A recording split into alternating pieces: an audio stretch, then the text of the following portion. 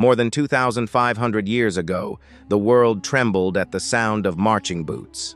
Kingdom after kingdom collapsed. Cities that had stood for centuries surrendered without a fight. Entire civilizations bowed to a single name. Not out of fear alone, but out of respect. This was the rise of the Persian Empire. And at its heart stood a man who would become one of the greatest conquerors in human history. His name was Cyrus. At the time, the Persians were not powerful. They were just one small group, living under the control of a larger empire called the Medes, in what is now modern-day Iran. They were seen as subjects, not rulers, followers, not leaders. But everything changed around 550 BC. Cyrus, who would later be known as Cyrus the Great, rose against his Median overlords. What makes this moment remarkable is not just the rebellion itself, but how it happened. Cyrus didn't rely on terror. He relied on loyalty. Many of the Median soldiers defected to him. They didn't see him as a rebel. They saw him as a rightful king.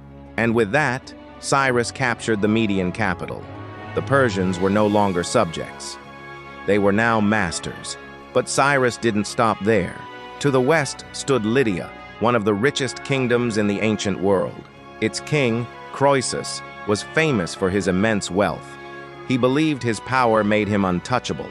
He was wrong. Cyrus invaded Lydia and defeated Croesus's army. But instead of executing him, Cyrus spared his life. This was something rare in ancient warfare. Most conquerors ruled through destruction. Cyrus ruled differently. He ruled through mercy. And this became his greatest weapon. People didn't just fear Cyrus, they trusted him.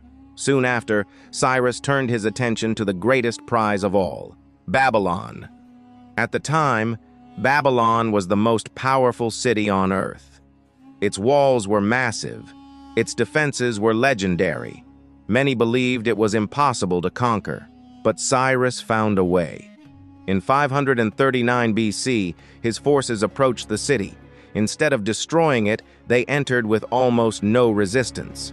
According to historical records, Babylon fell, and with it, Cyrus became ruler of the largest empire the world had ever seen.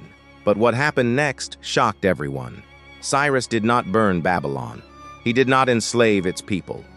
Instead, he freed slaves and allowed exiled communities to return to their homes.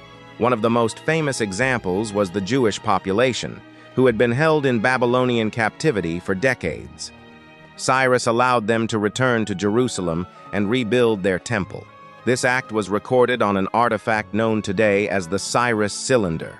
Many historians consider it one of the earliest declarations of human rights in history. Cyrus understood something most conquerors never did. True power didn't come from fear alone. It came from stability. It came from respect. Under Cyrus, the Persian Empire stretched from Central Asia to the Middle East. It connected cultures, economies, and people across vast distances. Trade flourished, cities prospered, and for the first time, a massive empire functioned not just through force, but through organization and tolerance. But no empire rises without creating enemies. And even Cyrus the Great was not invincible.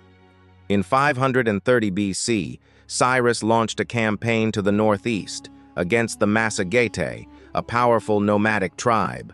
Their leader was Queen Thamyris, a fierce and determined ruler. This would be Cyrus's final battle. Historical accounts, including those from the Greek historian Herodotus, describe a brutal conflict. The Persian army initially succeeded through deception, but the Massagetae regrouped and launched a devastating counterattack. Cyrus the Great was killed in battle. The man who had built the greatest empire on earth was gone, but the empire he created did not fall. It grew even stronger, because the Persians were no longer just following a man. They were following an idea, an empire unlike anything the world had ever seen. Cyrus was gone, but the empire he built was far from finished. After a brief and unstable transition, power eventually fell into the hands of a man who would turn Persia from a vast kingdom into a machine of precision and control. His name was Darius. Darius I later known as Darius the Great, came to power in 522 BC. His rise wasn't peaceful. There were rebellions across the empire. Provinces tried to break away. Pretenders claimed the throne. And Darius crushed them. Not with chaos, not with brutality alone, but with strategy. He reorganized the empire into provinces called satrapies. Each satrapy had a governor, but no single official held complete power.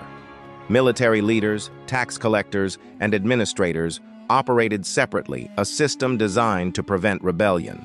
It was brilliant.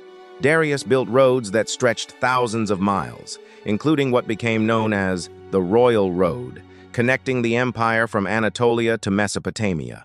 Messages could travel at unprecedented speed. He standardized currency.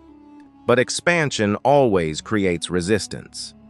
In 499 BC, Greek city-states in Asia Minor revolted against Persian rule. Athens sent support.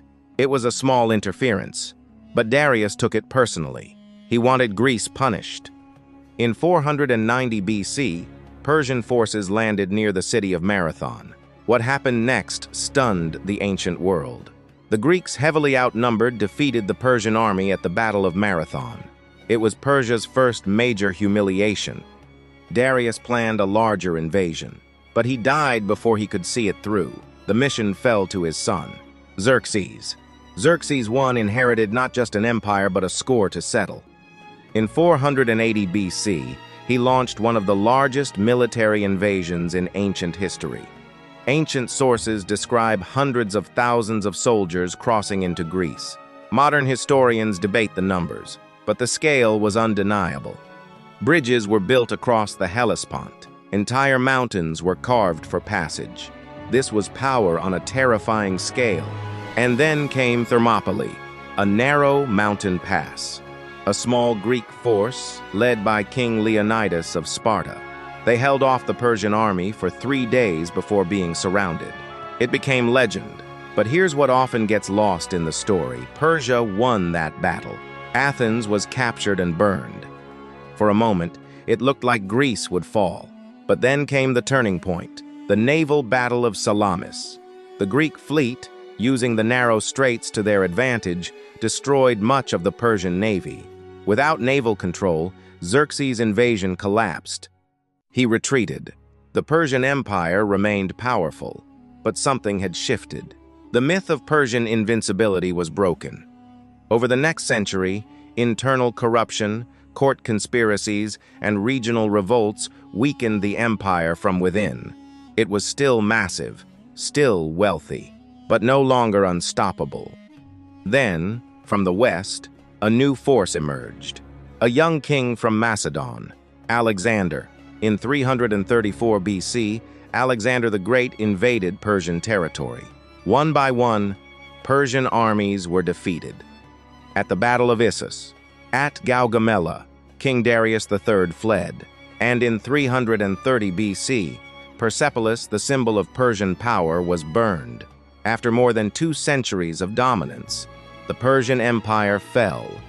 Not because it lacked strength, not because it lacked wealth, but because every empire, no matter how powerful, eventually faces something stronger.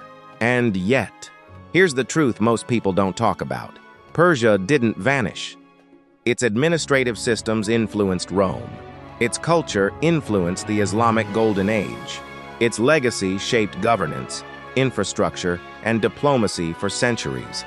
A reminder that power built on organization and tolerance can change the world, but even the greatest empires are temporary. History doesn't destroy giants. It replaces them. And somewhere beneath the ruins of Persepolis, you can still feel the echo of marching armies. If you want more real stories of empires that shook the world, no myths, no fiction, just verified history told with intensity, subscribe to Maximum Fear. Because history isn't just about the past.